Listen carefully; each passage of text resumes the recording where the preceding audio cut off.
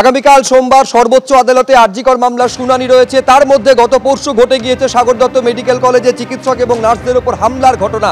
এখন নিঃসন্দেহে দেখার বিষয় যে জুনিয়র চিকিৎসকদের তরফে আইনজীবী যিনি সাগর দত্ত মেডিকেলে যে হামলার ঘটনা গত পরশু ঘটে গেছে তার প্রসঙ্গ আগামীকাল আদালতে তোলেন কিনা। मीरा सफेद तुरंत खुले, भरपूर झाग दे और इसकी स्मार्ट साइंस दे स्मार्ट केयर और फ्रेशनेस।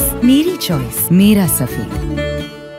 এবং সেক্ষেত্রে রাজ্য সরকারের আইনজীবী কপিল সিব্বল তারই বাকি বক্তব্য থাকে। তবে নিঃসন্দেহে এই মুহূর্তে যেদিকে নজর রয়েছে দুই হাসপাতাল আরজিকর মেডিকেল কলেজ এবং সাগর দত্ত মেডিকেল কলেজ, দুই প্রতিনিধি দু জায়গা থেকে আমাদের সঙ্গে সরাসরি রয়েছেন সত্যজিৎ বৈদ্য এবং আমাদের সঙ্গে সাগর দত্ত থেকে রয়েছেন সৌমিত্র রায়। এরই মধ্যে কিছুক্ষণ আগে আরজিকর মেডিকেল কলেজে কলকাতার পুলিশ কমিশনার মনোজ ভার্মা তিনি পৌঁছেছেন বলে জানা যাচ্ছে। আমি আরও বিস্তারিত এই নিয়ে সত্যজিতের কাছে জানতে চাইব। সত্যজিৎ, এইটা আমাদের জানাও যে বিশেষ কোনো কারণে কি আজকে আরজিকরে সিপি পৌঁছলেন, এখন কি কোনো বৈঠক চলছে, কি পরিস্থিতি সেখানকার? দেখো সুব্রজিৎ, তোমাকে বলে রাখি যে প্রায় মিনিট 20-এরও বেশি সময় অতিক্রান্ত হয়ে গিয়েছে। সিপি কিন্তু আরজিকর হাসপাতালে পৌঁছে গিয়েছেন এবং ঠিক যে বিল্ডিংয়ের সামনে আমি দাঁড়িয়ে আছি দেখাতে বলবো প্রবীর দেখে যে এই যে এমার্জেন্সি বিভাগ, এই বিল্ডিং অর্থাৎ এর যে 4 তলা যেখানে সেমিনার রুম, যে সেমিনার রুমের কথা আমরা বারবার শুনেছি এই ঘটনার পর থেকে, আরজিকরের ঘটনার পর থেকে, এবং সেই সেমিনার রুম যে ফ্লোরে রয়েছে অর্থাৎ 4 তলার, সেখানে কিন্তু এই মুহূর্তে সিপি রয়েছেন যেমনটা খবর। এবং তিনি ঠিক কী কারণে এসছেন তোমাকে বলে রাখি যে তিনি মূলত এখানকার যে নিরাপত্তা ব্যবস্থা তা খতিয়ে দেখতে এসছেন। অর্থাৎ এখানে এসে তিনি প্রথমেই এখানকার যে কর্তব্যরত পুলিশকর্মী তাদের সঙ্গে কথা বলেছেন, নিরাপত্তার সঙ্গে জড়িত অন্যান্যদের সঙ্গে কথা বলেছেন। এছাড়াও এখানে যে পরিষেবা তা কতটা স্বাভাবিক হলো সেই সমস্ত বিষয়ও খতিয়ে দেখা হচ্ছে। রাতের নিরাপত্তা, মহিলাদের সুরক্ষা, এই সমস্ত বিষয় খতিয়ে দেখা হচ্ছে। পাশাপাশি আরও বেশি জোরদার করতে হবে কিনা এই নিরাপত্তা ব্যবস্থা তা সে বিষয়েও কিন্তু দেখছেন, সরজমিনে খতিয়ে দেখছেন সিপি। এবং তিনি কিন্তু প্রায় মিনিট 20-এরও বেশি সময় হয়ে গিয়েছে তিনি এই হাসপাতালে পৌঁছেছেন। তবে এই প্রথম নয়, তিনি এর আগেও কিন্তু সিপি হওয়ার পর তিনি এর আগেও কিন্তু এই হাসপাতালে এসেছিলেন।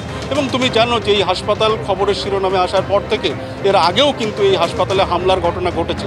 সেদিক থেকে দেখতে গেলে আর কিছুক্ষণ পরেই কিন্তু জুনিয়র ডাক্তারদের ডাকে যে মিছিল, সেই মিছিল শুরু হবে এবং শহর জুড়ে অন্যান্য মিছিলও রয়েছে এই আরজিকর ঘটনার প্রতিবাদে।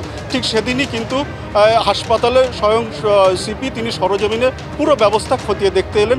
এখনও পর্যন্ত তিনি সমস্ত বিষয় খতিয়ে দেখছেন। আরও বেশ কিছুক্ষণ সময় লাগবে। শুধুমাত্র জরুরি বিভাগ নয়, যেমনটা খবর যে হাসপাতালের অন্যান্য জায়গাতেও তিনি পুরো ব্যবস্থা নিজে খতিয়ে দেখবেন।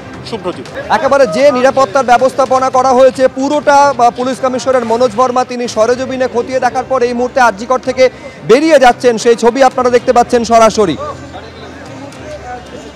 আরজিকর মেডিকেল কলেজে যে জুনিয়র ডাক্তারদের আন্দোলন, মূল যে 7 দফা দাবি ছিল, একটা বড় ইস্যু ছিল নিরাপত্তার বিষয়, অর্থাৎ নিরাপত্তা সুরক্ষা সেটা সুনিশ্চিত করতে হবে।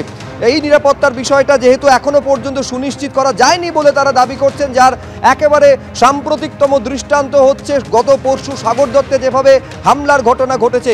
গতকালই সাগর দত্ত থেকে আরজিকরের যে মেডিকেলে যারা জুনিয়র ডাক্তাররা তারা গেছিলেন সাগর দত্ত মেডিকেল কলেজে প্যান জিবি অর্থাৎ জেনারেল বডির মিটিংয়ের পর তারা স্পষ্ট রাত্রিবেলা জানিয়ে দেন যে সোমবার থেকে কলকাতা সুপ্রিম কোর্টে শুনানির পর সোমবার থেকে তারা লাগাতার কর্মবিরতিতে যাওয়ার হুঁশিয়ারি পর্যন্ত দিয়ে রেখেছেন।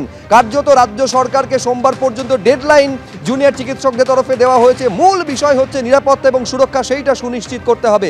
এই মুহূর্তে সরাসরি দেখতে পাচ্ছেন পুলিশ কমিশনার মনোজ ভার্মা তিনি আরজিকর থেকে বেরিয়ে যাচ্ছেন। প্রায় আধ ঘন্টার মতন তিনি আরজিকর মেডিকেল কলেজে থাকলেন।